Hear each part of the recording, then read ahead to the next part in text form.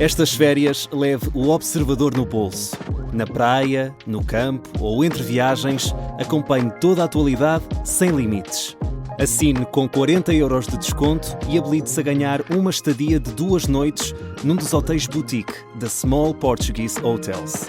Este verão, desligue da rotina, não da informação. Assine em observador.pt.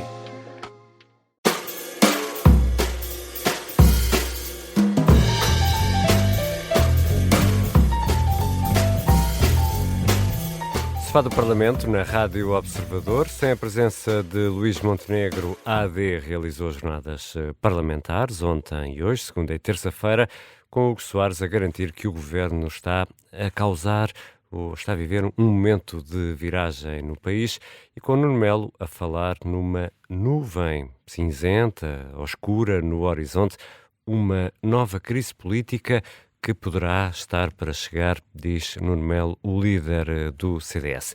No sofá do Parlamento estou eu, Ricardo Conceição, Judite França e o Vasco Maldonado Correia, que é o nosso convidado. Vasco. Alexandre Poço é deputado e vice-presidente do PSD. Começo por lhe dar as boas-vindas e obrigado por ter aceito o nosso convite. Já vamos ao conteúdo destas jornadas parlamentares, mas primeiro, faz sentido que numa altura em que o país atravessa um estado de alerta decretado pelo Governo, Luís Montenegro se volta a ausentar do país para ir ver um jogo de futebol? Veja, antes de mais, obrigado pelo convite, é um gosto de participar em programas da Rádio Observador. Veja, todo o comando, toda a resposta política está naturalmente assegurada. O Primeiro-Ministro, mesmo quando está em eventos internacionais, como é o caso, sabemos que ontem esteve a assistir ao jogo da Seleção Nacional de Futebol e hoje está na Cimeira da NATO. O comando político, a coordenação política, a decisão política está sempre assegurada em primeiro lugar pelos ministros, mas sempre com uma coordenação ao momento por parte do Primeiro-Ministro e, portanto, eu desvalorizo, ou melhor, não dou grande relevância a essa matéria. O Primeiro-Ministro está sempre presente naquilo que importa, que é a coordenação política, que é a capacidade do Governo responder. E veja, a semana passada o Governo conseguiu colocar os meios necessários para domar, num menor espaço de tempo possível, um incêndio de grandes dimensões. E para isso teve uma resposta no terreno, que é uma resposta do Estado, da Proteção Civil, dos bombeiros, das autarquias, mas há sempre um comando político e, portanto, eu penso que o mais relevante é saber que esteja o Primeiro-Ministro onde estiver, pode estar numa cimeira internacional, pode estar a acompanhar um grande evento esportivo onde Portugal está representado, pode estar num evento do Conselho Europeu em Bruxelas. Há sempre um comando político presente e a capacidade, por exemplo, que o Estado teve de responder a estes primeiros incêndios que infelizmente assolaram, nomeadamente o Concelho de Vozela, demonstram que, apesar de o Primeiro-Ministro não estar em território nacional por uma circunstância que é natural e que as pessoas compreendem, portanto, que há sempre uma resposta, há sempre uma resposta do Estado. É indiferente, então, seguindo essa linha não é isso. É indiferente ser o Primeiro-Ministro a lançar alertas e a dizer que é preciso cuidado e que vamos ter uma onda de calor do que ter o Ministro da Administração Interna.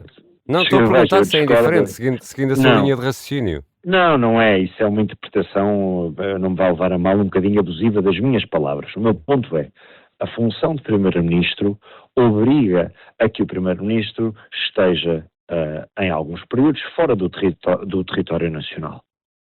E todos nós sabemos isso. Incluindo as ora está fora do território nacional, numa cimeira internacional, num Conselho Europeu em Bruxelas, ora está a acompanhar a seleção de futebol, tal como esteve no ano passado nos Jogos Olímpicos, há 2 anos nos Jogos Olímpicos, ou seja, o ponto é, há sempre um comando.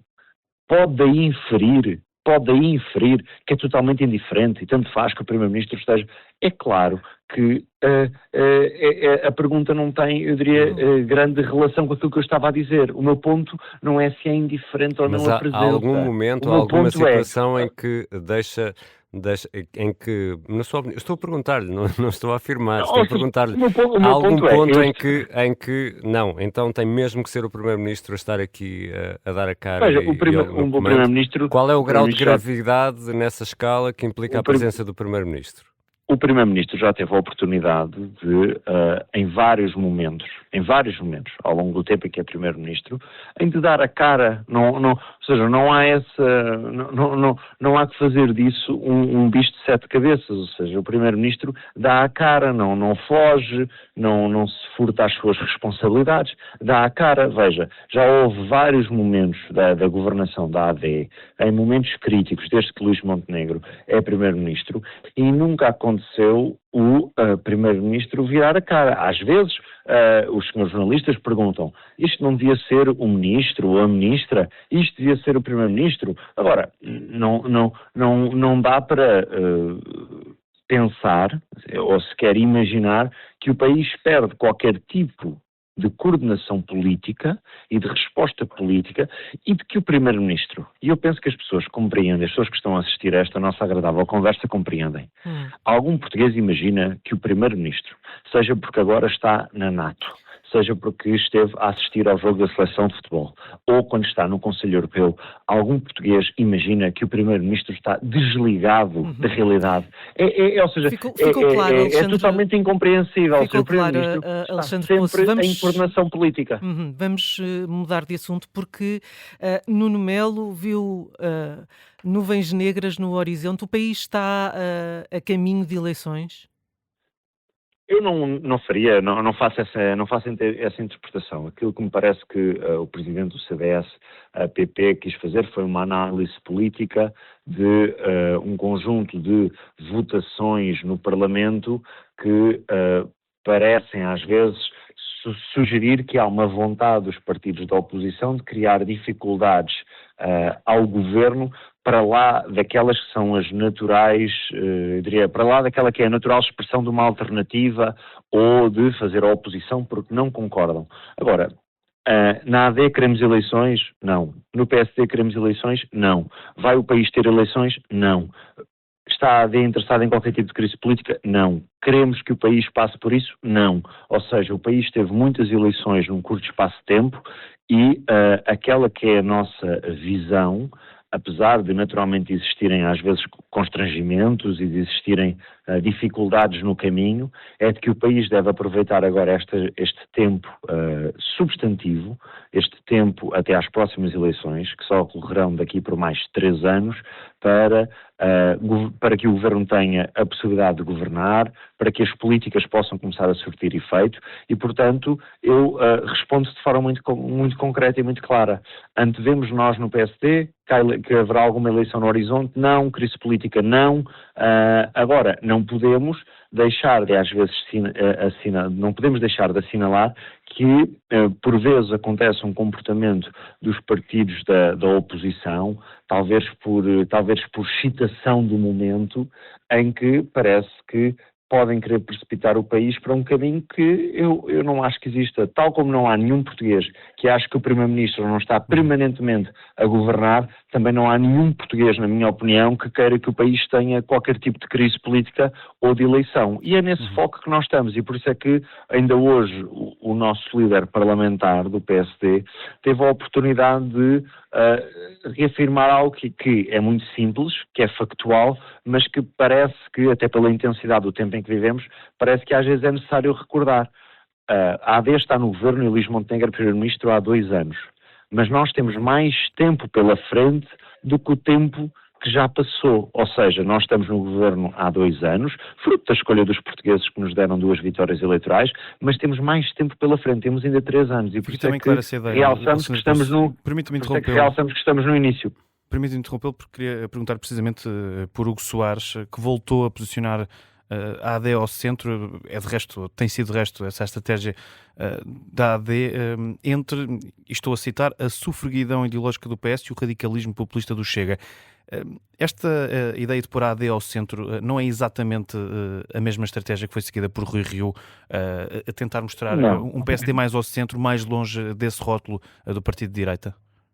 Não é essa a preocupação. A preocupação é a preocupação que nós temos e que procuramos deixar claro às pessoas que acompanham a realidade política, que acompanham aquilo que os políticos andam a fazer, é de que o PSD é hoje a força que tem a responsabilidade de governar e que é a força que procura avançar com um programa político e que tem de naturalmente governar sabendo que não tem maioria absoluta, tem maioria relativa e que por isso tem de conseguir, seja à sua esquerda com o Partido Socialista, seja à sua direita com o Partido Chega, chegar a entendimentos.